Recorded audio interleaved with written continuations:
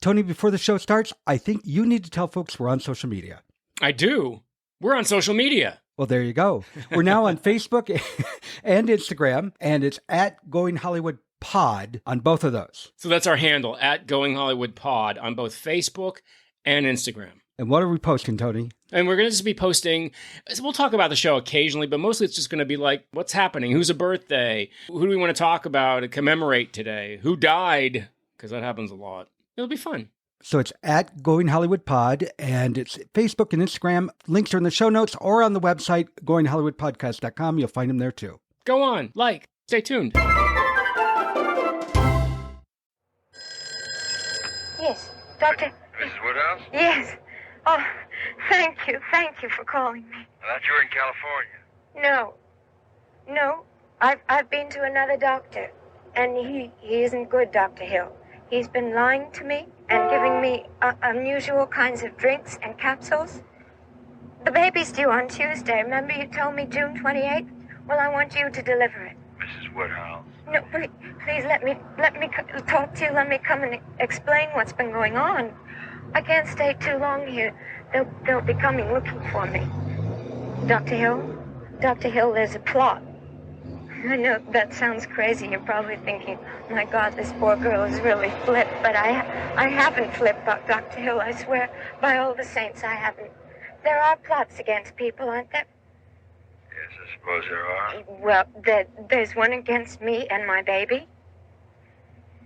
Come to my office tomorrow after 5. And No! Right now. Mrs. Woodhouse, I'm not at my office now. I'm home. I've been up since yesterday morning. I beg you. I can't stay here. My office at 8 o'clock. Yes, thank you. All right. Oh, wait, Dr. Hill? Yes? My husband may call you and ask if you've I'm heard. not going to speak to anyone. I'm going to take a nap.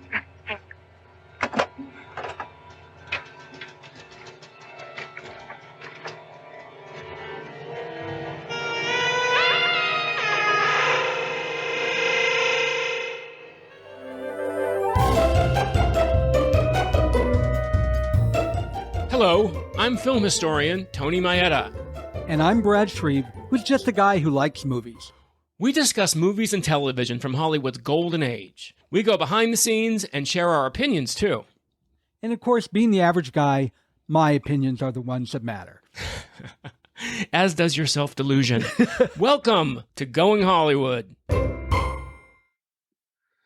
la, la, la, la. La, la, Tony, I gotta tell you something that really la, surprised me about Rosemary's Baby. La, la, la, la, I want to tell you about my experience with Rosemary's Baby. La, la, la, la. Are we Tony. this is no dream. This is really happening. Wait a minute. Are we recording? We are indeed. La, la, la. Oh my God, I can't get it out of my head. It's been in my head for like 3 weeks. Ever since the first time I watched it, that damn la la la la la. So Krzysztof Komeda, who scored this film, thank you. I'll never get it out of my head now. I thought you were experiencing too much Tannis root drink. I look for Tannis root. It doesn't exist. No, it's not real. fake. Because Yeah. I was like, damn, we have an election coming up. I really like to be able to influence some people with some Tannis root. But of course, it doesn't exist. I know. I was really surprised because I looked up and I'm like, what? There's no such thing? Because it sounds very real. I know. And they showed the graphic in their book, when she was looking at the book of herbs. So much. Oh. It looked very real. God, this movie. Hey, everybody. We're talking about Happy Halloween, everybody. We're talking about, if you haven't figured it out yet, our second baby episode in a month, but to me, the most frightening of all. We are talking about Rosemary's Baby. Wow. That's all I got to say is wow. I love this movie, if that's not too weird to say. Well, I was going to tell you my experience because you just said this terrifying movie. I have seen this movie probably 100 times. I don't know the number. Let's say 100 times. Wow. And I've always thought, well, it's kind of creepy, but I don't get this whole scary thing. It's a good movie. I like it, but I don't find it all that scary. And I really, watching this movie, I'm like, when did they put that dream sequence in? I don't remember the dream sequence. And then they had another one. And then when they showed the one with her getting on with Satan, I'm like, I have never watched this other than network television. Oh, well, oh my God. That's when I'm like, I didn't realize that. I'm like, they cut all that out. And that's why I never found out that term. Because I watched that scene, I'm like, holy shit, that's scary. Yeah. Remind me, Mia Farrow tells a very funny story about the whole Satan, that whole scene. It was a whole different experience this time. Oh, God. I was creeped out. And I've always thought it was creepy and weird and interesting, and I enjoyed it, always liked it. But I never found this deep, like, scary that people talk about. And now I get it. Well, I think we talked about how I avoided horror films for years and years and years and years and years, and especially this one, because this one I just thought sounded and looked so frightening. Just the image of the baby carriage on the mountaintop with Mia Farrow in green, freaked me out. But I love, like every gay man of a certain age, I love Ruth Gordon. I saw my first experience with Ruth Gordon, and this is not a great reference, but was in that Clint Eastwood movie, Every Which Way But Loose. She plays his mother, and she's so hysterically funny in that film. And goddamn ape, eating all my Oreos, crapping all over the place. 12 ribs my ass. And when I was a kid, I would laugh so hard I would cry. I thought she was so funny. So then I was like, well, I have to watch her Oscar-winning performance now. So Ruth Gordon actually brought me to Rosemary's Baby. And I got to tell you, the first time I saw it, and I didn't see it on TV. I'm sure it was on a DVD or I don't think it was streaming by that point. It totally freaked me out. Totally freaked me out. And that's what's the genius thing about this film is it a horror film? It's a horror film because it scares the shit out of me, but it doesn't play like a horror film. There's no gore. There's one scene, there's blood in one scene, but it is the freakiest movie ever. It has influenced horror films from 1968 on, which I think is astounding. I would say it's not a horror film, but it is horrific. Yeah. Well, it's in your mind because Polanski, such a genius, Roman Polanski, such a genius filmmaker, that he knew that the mind is the most terrifying place in the world. So everything that happens in your mind because you don't see anything. And that's what's so incredible about Rosemary's Baby. There's many incredible things about Rosemary's Baby, which we're going to talk about. But I just think that the way that he crafted it, and Richard Silbert, the production designer, who we talked about during Chinatown, said that Roman Polanski said this movie starts like a Doris Day movie. And it does. And this young couple coming to see this fabulous apartment. And that's what makes it so scary is because it's so everyday. Very true. It's one of the reasons why this is a totally different movie, different genre, everything. But the movie Poltergeist, I think one of the reasons why people found it so terrifying is it was a traditional home. Yeah. It wasn't a haunted house looking thing like you see in the old movies. Right. So people related to it. And I feel that's just very similar here. We had a very simple couple, happily married, getting their life started, wanting to have a baby, and then, do things take a turn? Oh, yeah, it was funny. Yeah, because there's nothing more terrifying than the ordinary. Because we think this could happen to us. Now, yes, exactly. I don't know that I could ever rent an apartment in the Dakota. No. But it could happen to us. And I want to say something first, right off the bat, that before Rosemary's Baby, the scariest thing in the Dakota was Lauren Bacall. And now we have the devil and his coven living in the Bramford, also known as the Dakota, in New York. Have you ever seen the Dakota? Have you ever experienced it or gone there and seen it? I've been to New York numerous times, but they've always been very quick trips in and out, go see a show, get out, that kind of thing. So I have never really, I only did the touristy thing like one afternoon. Otherwise, they're very quick trips in and out. So I've never experienced New York. So no, I have not. Yeah, it's quite a building. It's quite a building. It's on 72nd and Central Park West. And it's called the Dakota because when it was built in the 1880s, it was the only thing up there. It was like the frontier. Oh, it was out in the middle of nowhere. Nowhere. It was when New York was quote unquote rural. And so it was called the Dakota for the Dakota territories, which were just being brought into the United States. So when you think about New York now and you think about the mass metropolis it is, think about the Dakota standing there by itself amongst all this farmland. Now, of course, it's not called the Dakota in Rosemary's Baby. It's called the Bramford. But clearly, Ira Levin was thinking about a building very similar to the Dakota when he wrote this film, because it's really another character in the story. Oh, yeah. Yeah, I mean, yeah. It starts with the aerial shots of the Dakota, and it ends with the aerial shots of the Dakota. But let's talk about what happens in between that beginning and that ending. So I want to steer us a little direction somewhere, because you brought up Ruth Gordon. Yes. I don't know if you're familiar with Apartment 7A. I don't want to deep dive into it, but are you familiar with Apartment 7A? I know about it. I haven't watched it. I didn't realize it was a brand new film. It just released in September. It's about Terry. It's the prequel. It's about Terry, a very interesting concept. Yeah. What I want to bring up is Diane West, who is one of my favorite actresses. Mm-hmm. She plays the Ruth Gordon role. Oh, does she really? And, how funny. Yes. And where she failed is she played Ruth Gordon. Oh, nobody can play Ruth Gordon. She didn't do her own take on it, and it really kind of, I didn't even know it was her. When I found out it was her after the film, I'm like, oh my God, that was Diane West. I didn't have a clue.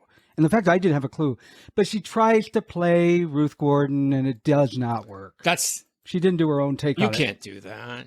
Who else can? No. I got a 2-inch thick sirloin steak sitting defrosting right this minute. Why don't you and God come over and have supper with us tonight? What do you say?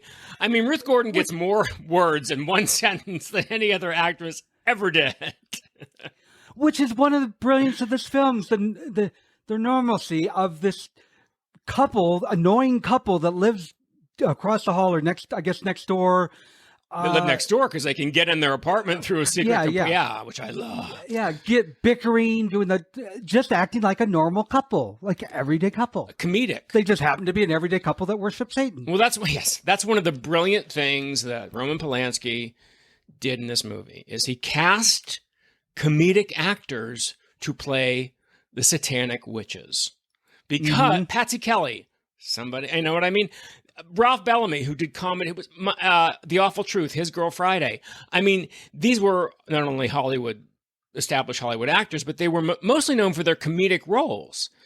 And so that's what takes away the onus of it. You're like, if they were like scary devil people, it would be too on the nose. They're funny people. They're funny up until the final scene. The final scene's has some of the best comic lines in the whole movie. And you're like, am I watching a horror film or am I watching a comedy? But anyway, I'm getting way over myself talking about this. So you said the first time that you saw Rosemary's Baby was on television. Yeah, it was always on reruns growing up throughout the 70s. It was on. I think it was on pretty quickly. I can't tell you the first time I ever saw it, but I remember. I think I was pretty young, and then I watched it a lot when it was on, and I always enjoyed it. But I never found it, because I found it fascinating. I did find it creepy, but I never found it terrifying until just the other night. I'm like, oh, I get it now. Wow, that's funny. Well, it's kind of funny that we're doing Rosemary's Baby, because this whole, it kind of ties back to Chinatown. Because remember how I talked about Chinatown being when the second golden age of Hollywood ended with Chinatown, because you had Roman Polanski, you had Robert Evans, Paramount, Richard Silbert, the same crew. Well, it kind of started with Rosemary's Baby. So Rosemary's Baby is really the beginning of this incredible period between 1968 and 1974, the second golden age of Hollywood, in which these incredible films like The Godfather Saga, like Harold and Maude, like The Last Picture Show, it was an incredible period, and it ended with Chinatown. But this is the beginning of it. This is the beginning of this great period. You have Robert Evans, who had just recently taken over Paramount as the production chief, hiring Roman Polanski to adapt and direct this film. You have the iconic Richard Silbert, the incredible production designer, who's giving it this look that is so distinctive. I mean, you watch Rosemary's Baby, the production design on Rosemary's Baby is astounding. You have his sister-in-law and Thea Silbert doing these wonderful costumes. I mean, another thing about Ruth Gordon's costumes.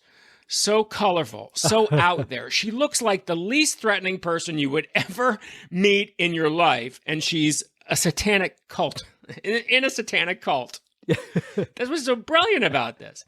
So I love that. But what I also love about this film is, it deals with bigger themes. It's just not to scare you. I mean, it deals with themes like paranoia. It deals with women's liberation. Obviously, it deals with religion and Catholicism and the occult, men controlling women. It's incredible to me, all the subversive ideas which are planted in this film, that we can look at as a horror film, but you can also look at it as like a real, excuse this thing, you can look at it as a quote unquote omen for what was going to happen in the world over the next few decades. I agree. Don't you think so? I definitely agree. One thing that I thought was weird, I was reading, it wasn't so much as a review as so much as a thesis on the film. Mm-hmm. And they called it a classic feminist horror film. And I'm like, feminist? Where did that come in? If anything, one of the things that did annoy me is Rosemary was extremely weak.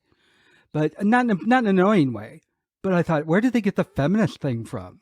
Well, I think it's the battle for her own will. You know, it's the way she's manipulated by the men in her life. I mean, it's, you know, the only thing this woman does on her own is when she throws a party. I mean, that's her first act of rebellion, is throwing a party and the only criteria for coming to this party is you have to be under 60. Yeah. So, I mean, I love that she says that. And that's her first act of rebellion. That's the first time she's not letting a man control her. And it's absolutely a statement on how men control women. I mean, this woman is basically used as a surrogate for Satan. I don't know that you can get much more black and white about men controlling women than having Satan come up to the earth, impregnating this woman to have his child. So it's got all these things. It's got all these things, but most of all, it's a brilliant horror film. And I want to go a little bit about the background of it, but do you want to talk a little bit about what it's about? What is Rosemary's Baby about? Certainly. Rosemary's Baby is a 1968 suspense horror thriller film, I guess suspense horror, written by Ira Levin and Roman Polanski, based on Levin's 1967 book. It was directed by Polanski. It stars Mia Farrow, John Cassavetes, Ruth Gordon, Sidney Blackmer, the wonderful Maurice Evans, and I love Ralph Bellamy. Oh, I know. I love IMDb's description of this film because it made me laugh. Here's what it says. A young couple trying for a baby moves into an aging, ornate apartment building on Central Park West, where they find themselves surrounded by peculiar neighbors. That's peculiar, to say the least. So my description, my description is Rosemary and Guy Woodhouse, a.k.a. Satan worshippers. Yeah, exactly. How peculiar. They worship Satan. Rosemary and Guy Woodhouse move into a New York City apartment, and soon after they decide to have a baby. They're befriended by their kind and annoying neighbors, Roman and Minnie Castavet.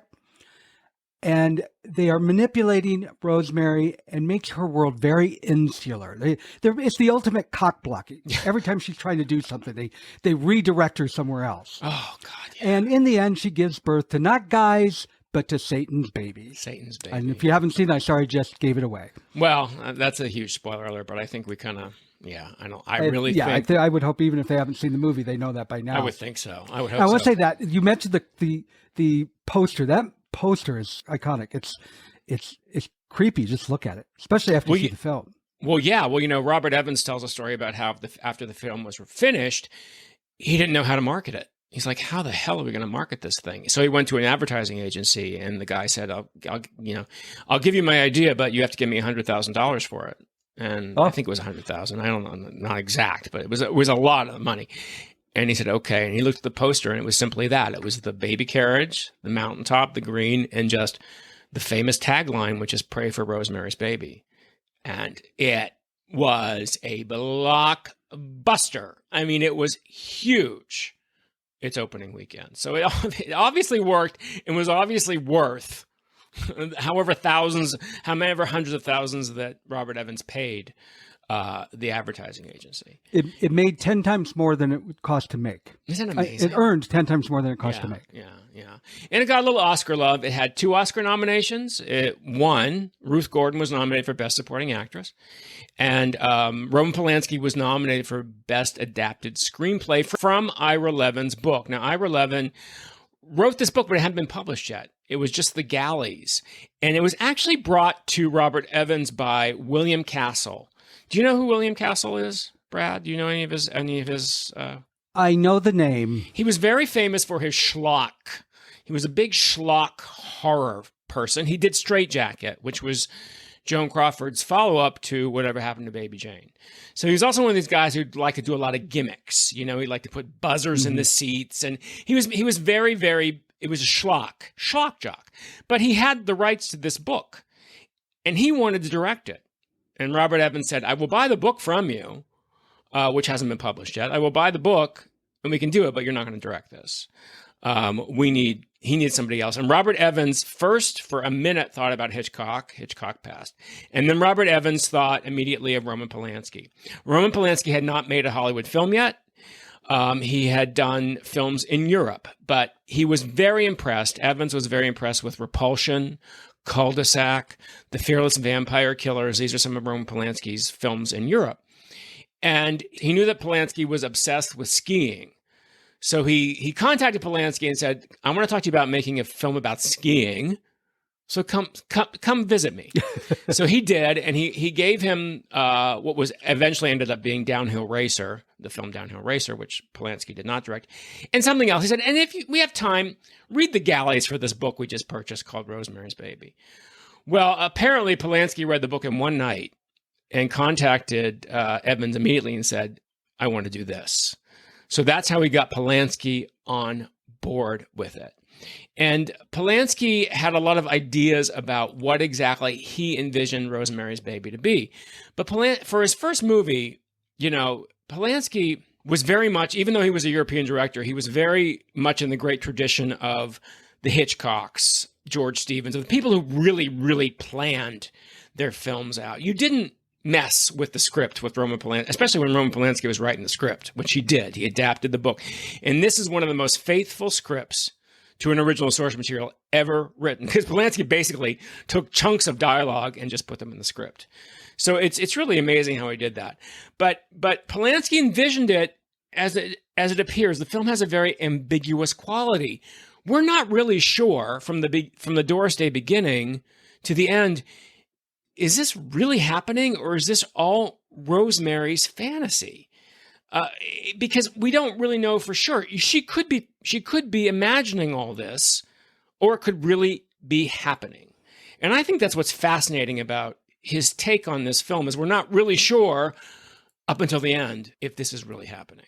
Did you find that? No, and actually maybe it's because I knew the film, and I actually would like, listener, if you'll let us know what your feeling was on this, or I never felt like I was watching a dream. That is where I felt like Polanski failed. Really? I knew all along, this is not a dream. And I felt like they could have made it much better. Like, is this really happening to her, or is she imagining it? And I didn't feel like that was believable in any way. And it could be just because I'd seen it before many times, and this is the first time I really analyzed it. So I'm curious what others think. Yeah, I feel like that was a downfall of the film. There are other downfalls. It's hard. You know, I got to tell you, working 20 years in the hotel industry, it's really hard for me to go to a hotel and enjoy myself, because I'm always, because in the hotels, when you're walking through a hotel, you're always trying to find out what's wrong. What can I, move around? What kind of trash can I pick up? And I go on vacation and I do that.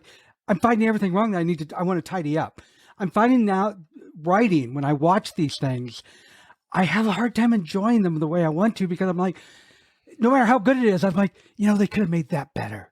They could have made that better. So that's how you feel about the film? That's what you feel about Rosemary's Baby? Yeah, like almost any film I watch. So could have made the things that I think could be better are few and far between, and probably minor. Mm-hmm. But one of them I feel like is I didn't feel like I ever thought it was a dream. See, this thing about Rosemary's Baby to me is I do feel that it could be a dream, because just the way Roman does some shots. Now, there's a couple dream sequences in this film in which he does something astounding, which always strike me every time I watch Rosemary's Baby, is how the reality and the fantasy blends in together. As Mia Farrow is starting to drift off in the first dream, you hear Ruth Gordon's voice coming out of a nun. And I don't know if this has ever happened to you, but there are many times when when I'm like kind of in that netherworld between dreaming and sleep, when the reality of what's really happening kind of blends into my sleep. And I've never seen that in any other movie but this movie. I'm like, oh, that's so, because that happens all the time. Well, not all the time, but it happens. And I thought that's such a great That is such a great detail. And that's to me, and if you watch the film, there's never a point where she could be dreaming all this. In my opinion, she could be dreaming all this. Now, when she's actually raped by the devil, I mean, you see his hands, you see his nails. He's actually, you know, and obviously that was not on network television. No, that was not on network television. But then she wakes up, and then guys immediately like my you know, guy, real nice guy, by the way, basically raped his wife while she was sleeping because he didn't want to miss baby day. So you're like, well, there's always a justification, which you're like, for me, the first time I saw this, I'm like, oh, maybe she is just imagining this. Maybe she's not. But again, this was 1968, so you have to give him some credit. This is the first time anything like this was really attempted in a film, in a Hollywood film. So I give Polanski I give him a little bit of slack. I actually find it very ambiguous up until the end. Tony, you and I get excited when we get messages and emails and texts from listeners that tell us how much they enjoy the show. We do. But, I think we should push it a little bit and ask them to go a little bit further. Ooh, a challenge. If you enjoy this show, let others know. 5 stars are great, whatever you want to give, except 1 star. If you have 1 star, say, that show's not for me and move on. We accept that. Yeah, you don't give us 1 star. Just say, no, not for me. Just skip it. Or tell your friends. That's the best way too, right? Tell your friends, hey, I have this great fun podcast with these 2 kooky guys who talk about movies and TV. We run the gamut. We have everything. Yeah, we're all over the place. We're all over the place is a better way to put it. But in a good way. So do it right now before you forget.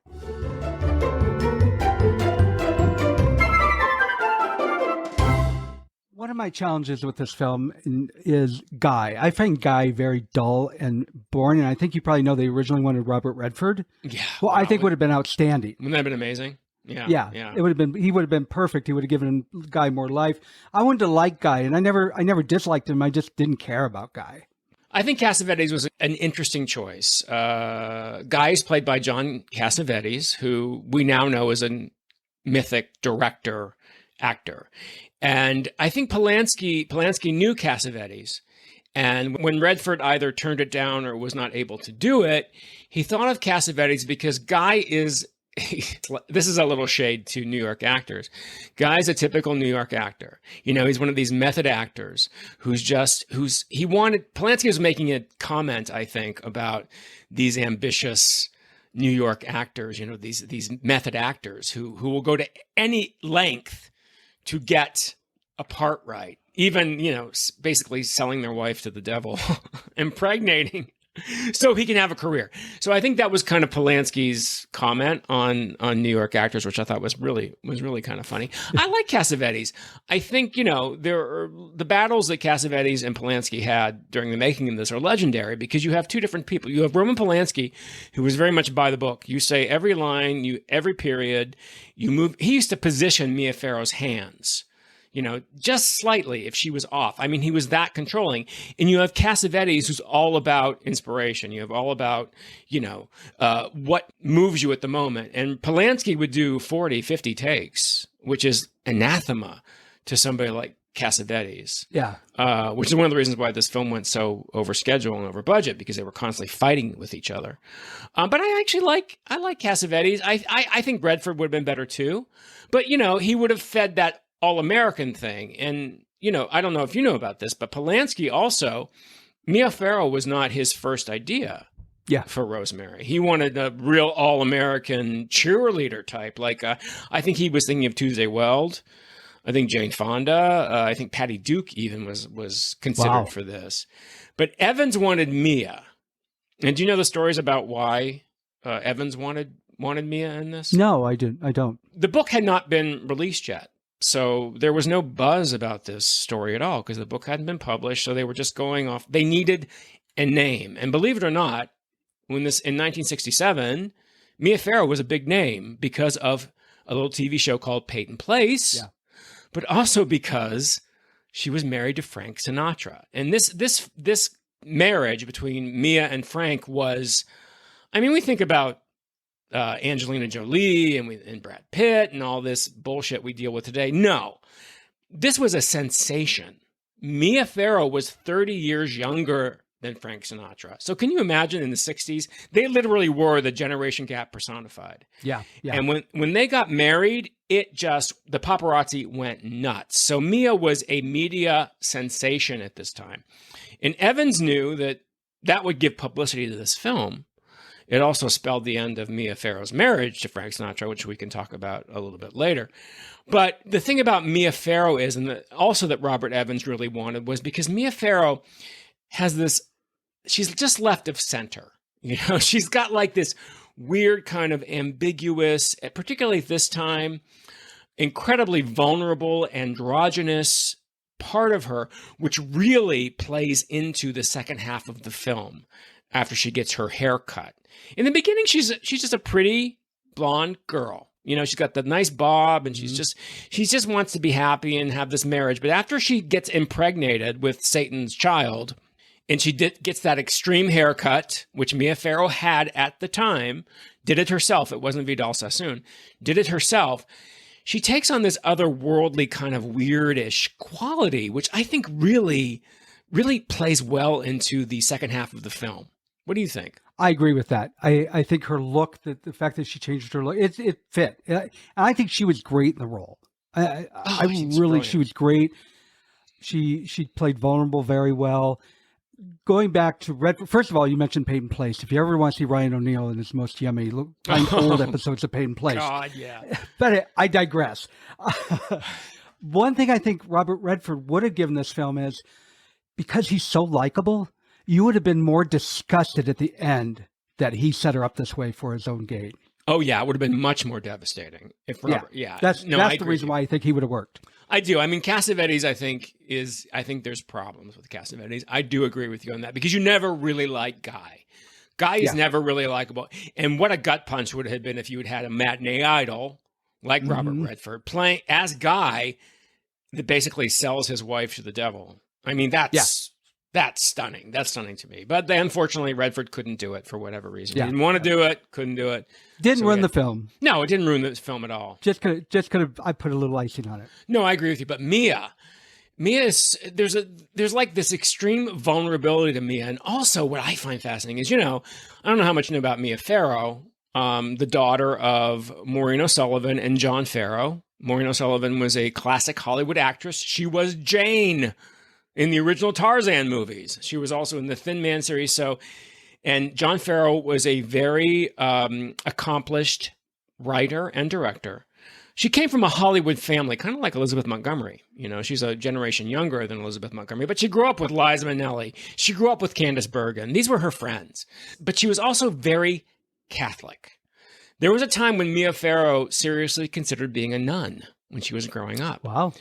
And when we know now about Mia Farrow and the dozens and dozens of children that she's adopted and given homes to, and we get that from her now.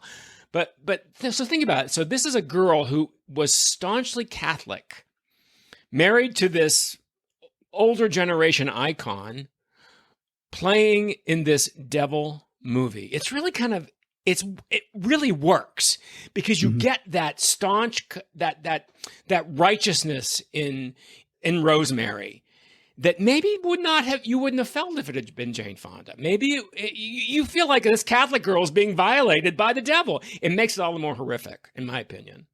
I agree. It definitely showed in the film. I didn't realize Rosemary was Catholic in the film itself. I didn't see that. That apparently wasn't very heavy-handed. But I definitely can see. Well, what about when the devil's raping her and the Pope shows up and she has to kiss his ring while the devil's on top of her? No, I guess so. I didn't, just because of who the Pope symbolizes, I didn't necessarily think, well, she's Catholic, because it doesn't matter, what religion you are, what the Pope is supposed to. Right. No, I get it. No, I think that. So I didn't necessarily make that connection. That extra layer, I think, of the fact that, Mia Farrow was so not really pious, but was of this staunchly Catholic background, and here she is playing, the mother of the devil's child, is really kind of startling. So I love Mia in this. I think she's wonderful. I think she's so incredibly vulnerable, and just so you can't take your eyes off her. Everything that Mia Farrow does in this film there's a reason for it. And I always feel that Mia Farrow is a very underrated actress. And I don't want to get into the personal things with Woody and all that bullshit.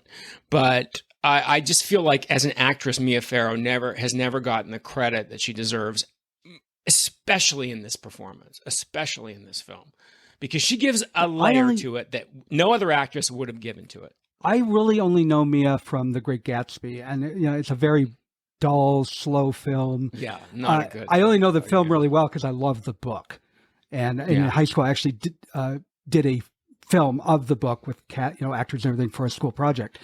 So that's the only reason she stands out to me, because she did Daisy pretty well, but the film itself was horrible. Well, like many people, I know Mia mostly from the Woody Allen movies, many of which I love and many of which I'm not so crazy about, and knowing what we know now, they are kind of hard to watch, but I do enjoy Mia. I think Mia I love Mia. Have you ever seen Broadway Danny Rose?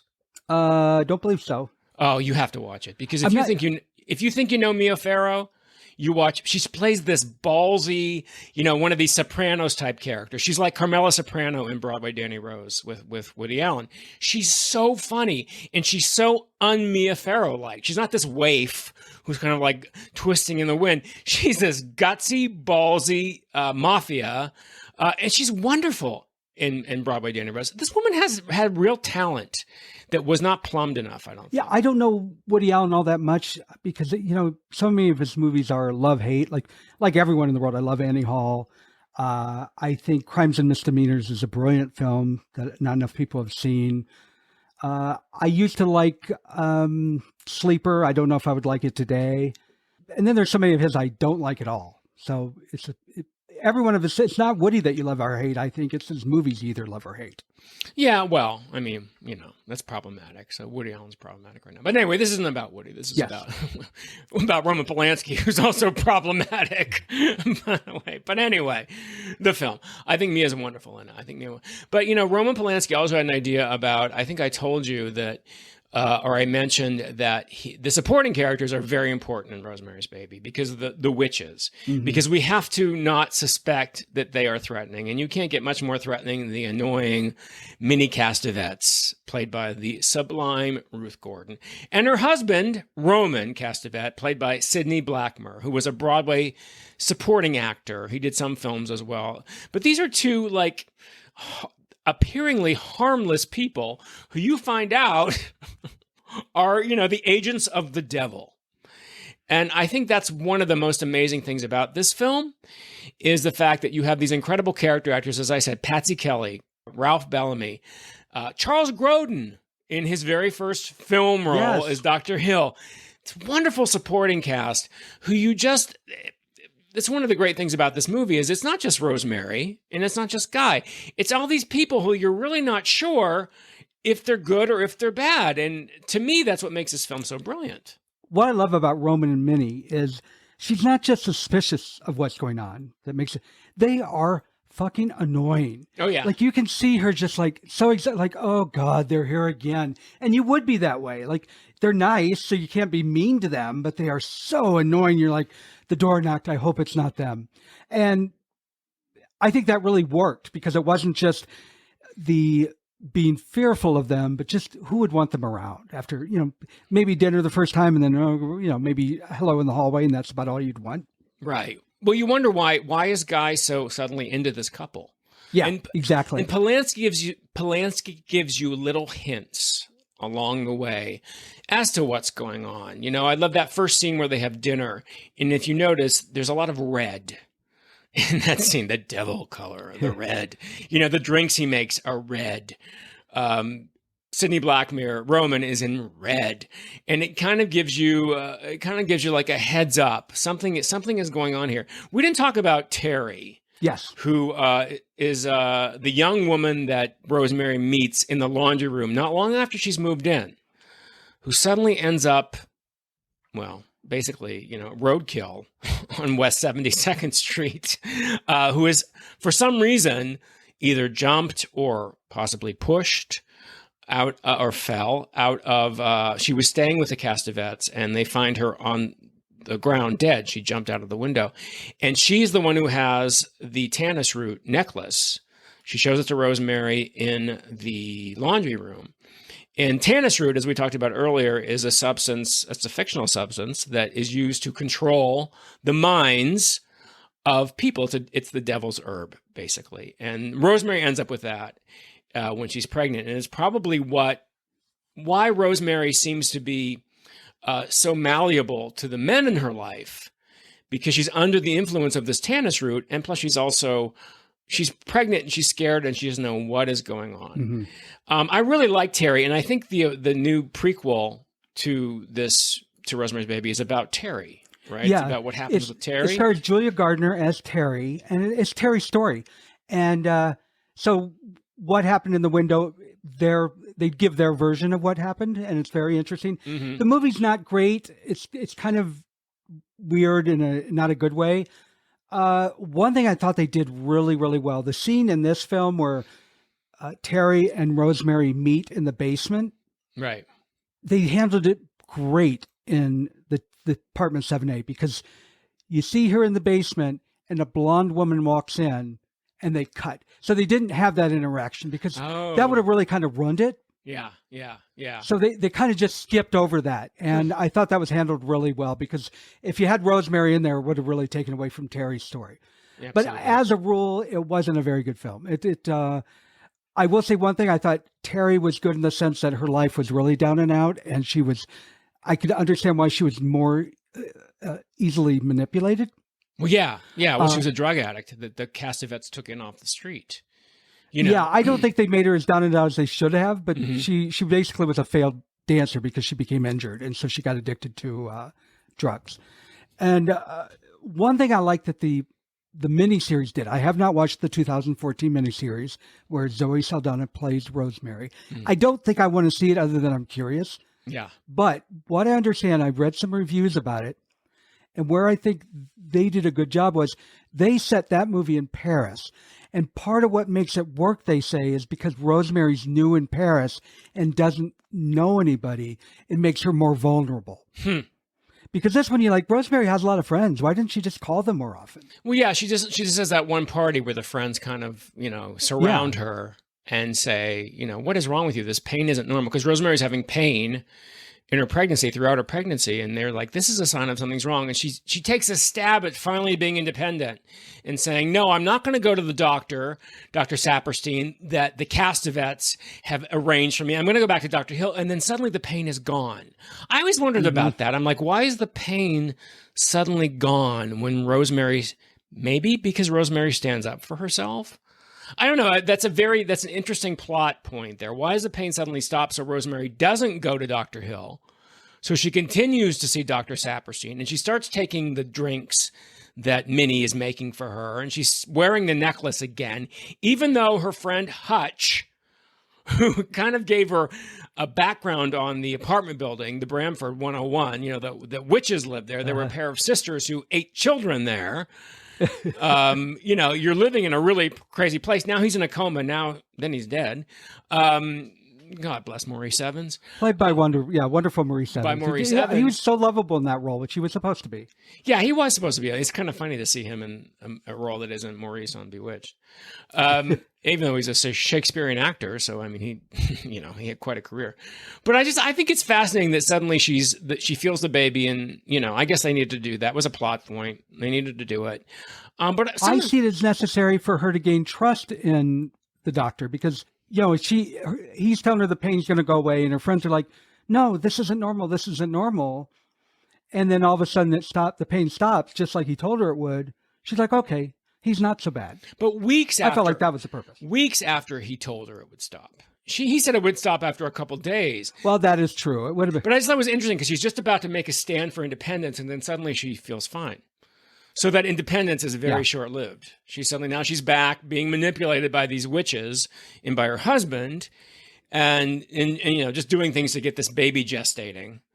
But some of the things I want to talk about, some of the things that Polanski did, which really make this film interesting. There's a very famous scene in which Mia Farrow, after she finds out that Hutch is dead, Maurice Evans' character, her friend, who was trying to warn her about the Bramford, the apartment building, and the people that lived in it, and he actually sent her a book from the grave called All of Them Witches. But this is before. So after she finds out about Hutch, and Mia Farrow literally walks into traffic. Rosemary walks into traffic. And Mia Farrow actually did that. Roman Polanski said, just walk into traffic. This is an actress doing what her director wants her to do. So, Yeah. No one's going to hit a pregnant woman, even though she wasn't really pregnant. And she did it. And Mia Farrow said it was like the strangest mixture of exhilaration and dread. And obviously Polanski couldn't ask any cameraman to do this. So Polanski actually shot that scene with a handheld camera as Mia Farrow walks right in the middle of traffic and all these people are stopping and screaming at her. And Polanski did that. Polanski did long scenes, long takes, and then he would intercut them with short handheld camera. It was disorienting. The film was disorienting. It was, and it's a reflection of Rosemary's mind. What he was doing was he was showing us, he was basically illustrating us, Rosemary, she's off balance. She doesn't know what the hell is going on. So Polanski did that, which I love. So we're all like shaken up like Rosemary is. As I said, he did these incredible dream sequences where reality and the audio from real life is mixing in with Rosemary's mind. So you're not really sure what is going on with this. And then he also pushes the humor. He pushes the humor of these characters. He pushes the humor of the situation. Did you notice that after the baby's born, New York is in a record-breaking heat wave? Did you happen to catch that? No, I didn't. It's like the radio says, people are dying all over the place. Well, that's just because the Antichrist has been born. So New York is literally hell. It's a record-breaking heat wave. Everybody's dying. But I think we need to talk about the last scene. Do you want to give a little build-up to the last scene and we can talk about what happens in the last scene? Because the last scene for me is just the best part of the entire film. Well, first, you mentioned hell. There's lots of little touches that I didn't know about in this film. Mm-hmm. For example, the phone number that Rosemary is dialing in the phone booth, yes, which is a kind of a creepy scene. The number ends 4377. Oh. Which anybody that had a calculator back in the old days knows if you flip 4377 upside down, it says hell. I did not notice that. There's lots of little touches like that people are catching later that he threw in there as little Easter eggs. Can we talk about this? This film was from 1968, but it's set in 1966, and Rosemary's due date is June. It's the 666. Yes, exactly. That is also. June's the 6th month. And it's also 6 months from Christmas. So you have to catch that too. So, there are these little subtle things. I never saw the 7734. That's hysterical. Yeah, yep. So leading up to the final scene, Rosemary, you do this great thing where her world becomes so insular and she's been so away from the world and this Tannis fruit she's been drinking and everything, it just becomes almost like there's Vaseline on the lens. It just becomes this like very dreamlike state and he brings you into this very uncomfortable state with the screenshots as well. And there's not literally Vaseline on the lens, which I know was a thing they did. I'm just saying you kind of have that feeling. It ends, and I know it's a little bit different in the book. It ends where Rosemary gives birth.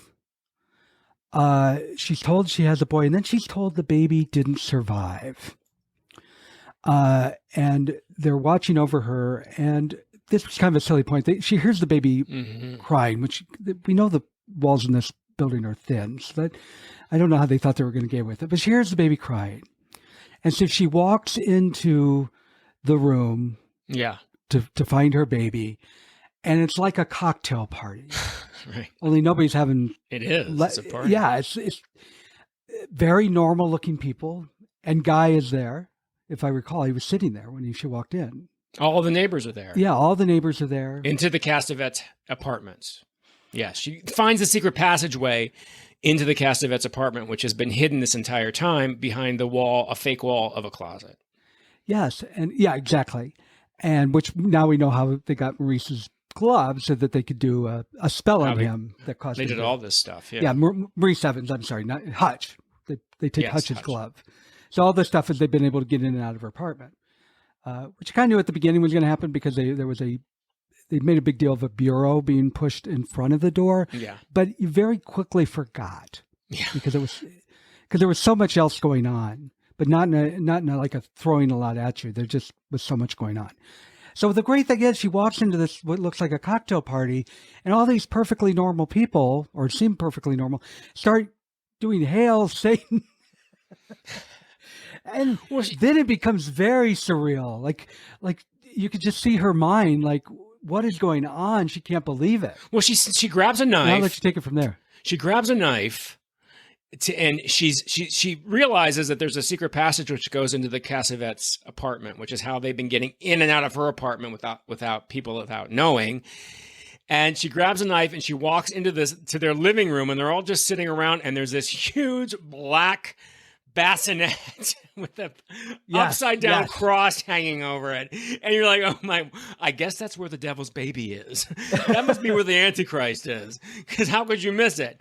And what I love about it is that it's almost comic. It is comical. Yes. It's not almost comical. It's a comical scene because she's standing with a knife in her hand, and all these people are just having this cocktail party for Satan's baby, because it's finally happened. They finally achieved it, that Satan's baby has been born.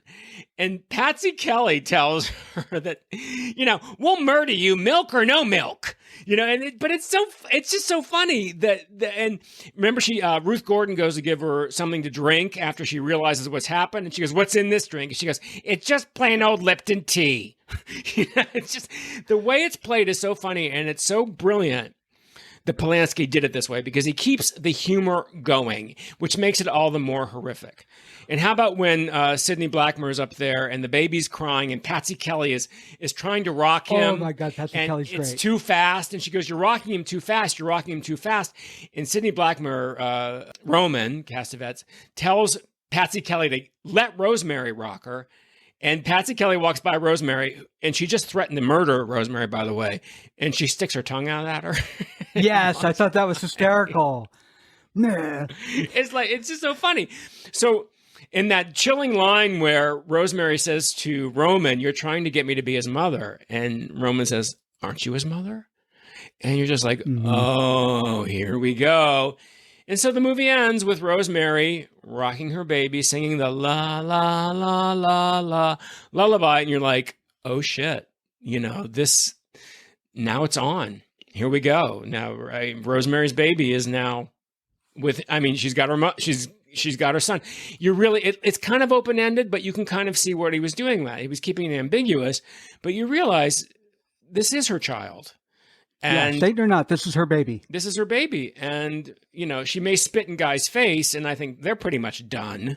But I have a feeling... Probably. Yeah, but I have a feeling that, this baby's going to be cared for by his mother.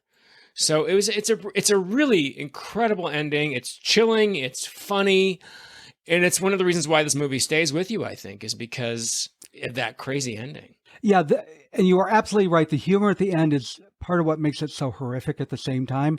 And as I'm watching it, I'm thinking of Jordan Peele, because I saw him being interviewed, and he was asked, he went from humor to doing these very intense horror films. And he said, there's a very fine line between humor and horror. Oh, yeah. And I got it watching this film. Well, and humor makes the horror all the more horrific. Get Out is one of those films which, you can trace right back to Rosemary's Baby, as you can with Hereditary, as you can with The Omen and all the more obvious ones, because this is, but it all started with Rosemary's Baby in 1968. This mix of horror with the humor is something, and that suddenly the world's upside down in the last scene. You're like, what the hell is going on? And that's what Polanski does so brilliantly in this film. So amazingly. I want to talk a little bit about some of the Oscar love, and we can do stats and everything. But there are a couple funny little tidbits about Rosemary's Baby that I wanted to see if you'd heard about. I think we talked about Mia's haircut. Mia's actual hair was that short. Actually, it was much shorter. She cut it during Peyton Place. But then Rosemary goes out and comes back with this Vidal Sassoon haircut, which was basically early days of product placement for Vidal Sassoon. That was Mia Farrow's hair. She did that herself. But it gives Rosemary an androgynous and childlike quality. Did you know who the actor was when after Guy makes his deal with the Castavets, his deal with the devil, and he gets this part that he was originally turned down for, but the guy who got the part, the actor who got the part, Donald Baumgart, suddenly goes blind. Yes. And Rosemary, as she begins to suspect something's going on, she calls Donald and has a conversation with him to try to figure out if Guy had seen him, what had happened. And the voice on the other end of the line, do you know who that was? Did you recognize that voice? No. At least I don't remember recognizing it. It was Tony Curtis. Oh, no, I didn't know that at all. And so basically the story is that Tony Curtis was on the set that day. He was friends with Roman Polanski. He was also friends with Mia. Mia didn't know he was there. And Roman Polanski said, would you mind doing me a favor?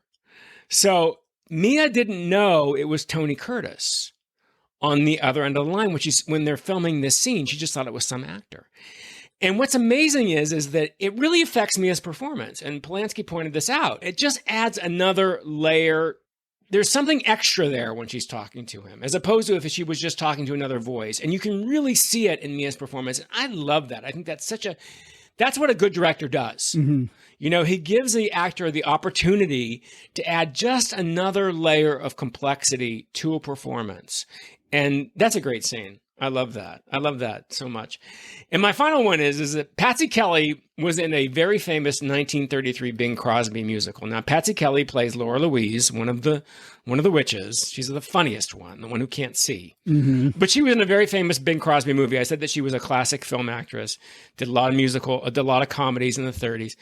And the name of her Bing Crosby movie, do you want to take a stab at it, or is that just too esoteric for you? Yeah, I'm never going to get it. It's called Going Hollywood.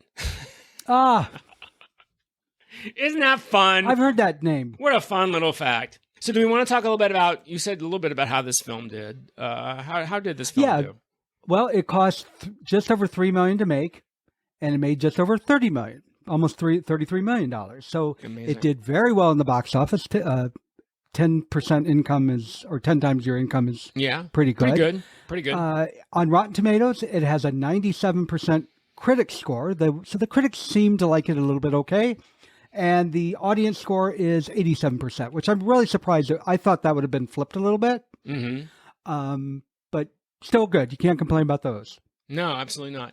And we said it was nominated for 2 Academy Awards. Mia was not nominated for Best Actress, which always surprises me, but we have to put that in perspective. So the Best Actress race in 1968 was one of the most competitive races ever. It was so competitive that the result was actually a tie. So it's the infamous tie between Katharine Hepburn for Lion in Winter and Barbara Streisand in Funny Girl. I'm not going to take an Oscar away from either one of those actresses. They were both incredible performances. The other nominees that year were Joanne Woodward and Rachel, Vanessa Redgrave and Isadora, and Patricia Neal in The Subject Was Roses. All wonderful performances. Unfortunately, Mia did not make the cut. If the movie had come out a year earlier, I have no doubt she would have been nominated. Or even a year later, she would have been nominated. Might have even have won. But unfortunately, Rosemary's Baby had that distinction of being, slipping in there in that most competitive year ever of Best Actress nominees. It also has the distinction of ending Mia Farrow's marriage to Frank Sinatra. Did you know that story? Do you know what happened with that? No, I actually didn't know until the other day she'd ever been married to Frank Sinatra. I know very little of her career. And I'm not a Frank Sinatra fan, so I certainly didn't know much of his. So she was married to Frank Sinatra, and she got the offer to do Rosemary's Baby. And he was like, at first he was very encouraging of it, but he said, don't forget, you're doing a movie with me beginning in November called The Detective. And so she agreed to do Rosemary's Baby. And because of the problems with Cassavetes and Polanski, and just because Polanski was a very exacting director, the film was going over time. And Sinatra called Robert Evans, apparently, and said, is she going to be done in time for my movie? And he said, no, there's no way. This film is going to be done before the end of the year. And Sinatra was not happy. So he gave Mia an ultimatum. He said, either you finish this movie, it's the movie or me, basically, is what he said. And Mia, I mean, come on. How do you give an actress that option? Either this movie or your marriage? No, that's crazy. I mean, hello. He asked for it. What a prick. right? I mean, we look at that and we're like, Yeah, what? exactly. Good for her for saying the movie. If somebody gives you that ultimatum, you say, well, you just answered my question. Well, she had a real problem. She loved Frank. She really did love Frank. And she says this even today. I mean, the questions that, is Ronan Farrow really Woody Allen's son? I mean, he looks a little bit too much like Frank Sinatra to me. I'm telling you, look at him, you're like, that's Frank Sinatra's son. Anyway, so Mia had a really difficult time, but Mia also came from a acting family. Her mother, her father. There was no way that Mia could have walked off this movie and expected to work and not be a laughingstock for the rest of her career. In fact, she probably wouldn't be able to work for the rest of her career. Her career would have been over. So she chose the film. And that prick, Sinatra, actually had his attorney serve her with divorce papers on the set of Rosemary's Baby. Based on his ultimatum, that doesn't surprise me. Totally unbeknownst to her, though. Yeah. The only thing I've ever liked him in was Manchurian Candidate. I'm not a fan of his, never have been. And when if he gave me that ultimatum, I'm like, well, you just made my choice easy. Yeah, you just made it easier. But I mean, the fact that how cold is that? You would serve your wife with divorce papers without her knowledge? He didn't even have the balls to do it himself. Yeah. He had his attorney do it. So, Frank Sinatra loses a lot of respect in my eyes for that bullshit. But Mia Farrow gains so much in respect in my eyes for saying, I'm doing this movie. Mm-hmm. You know what? But she stayed friends with him. So there's where the feminist part comes in. Yeah, well, it was really Mia Farrow. So anyway, anything more you want to say about Rosemary's Baby? No, I think that pretty much covers it. There was a TV sequel called Look What's Happened to Rosemary's Baby from 1976. It was a TV movie starring one of the original choices for Rosemary, Patty Duke. And Ruth Gordon was in it. She played Minnie. She came back. Yeah, I did see that. I also know that a book Levin wrote a sequel to the book. He did. Which was Son of Rosemary. Son of Rosemary. Yeah, I'm not familiar with it. I haven't read the first one because this movie basically scared the shit out of me. But I can watch it now with so much more appreciation for the artistry that went in it. So I'm really glad that we chose the scariest one of all for our final Halloween episode. And I don't know if you know the difference between the book's ending and the movie's ending. No, tell me what. The book ends the same, but Rosemary is thinking about how is she going to kill the baby and then commit suicide. Oh, I like the movies. And that's how the book ends. I like the movie's ending better. I kind of had that in my head, maybe in the movie anyway, but it does show her like looking at her baby in a very tender way. Yeah, and I'm glad they didn't show the baby. That would have really ruined it. I will say the Apartment 7A, it's interesting.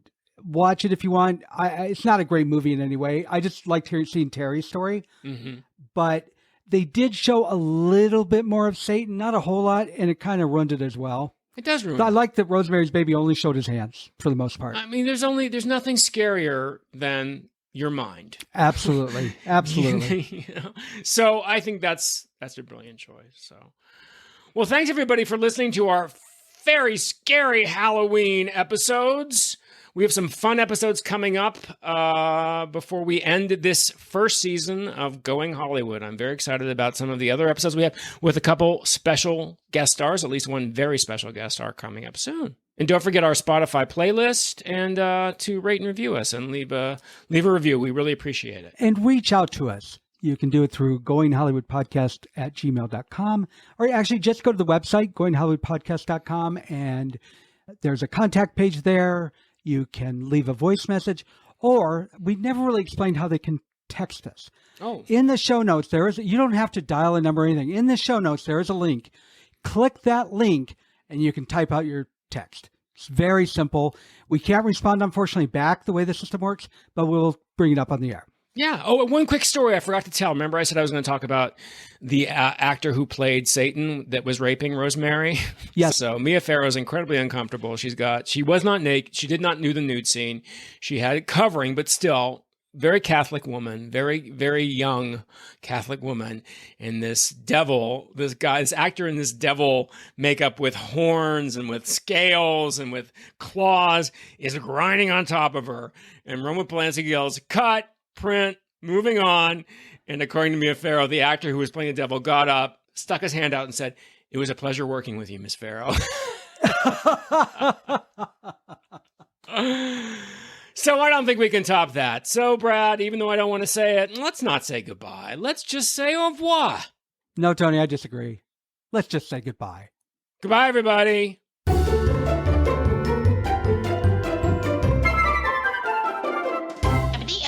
That's all, folks.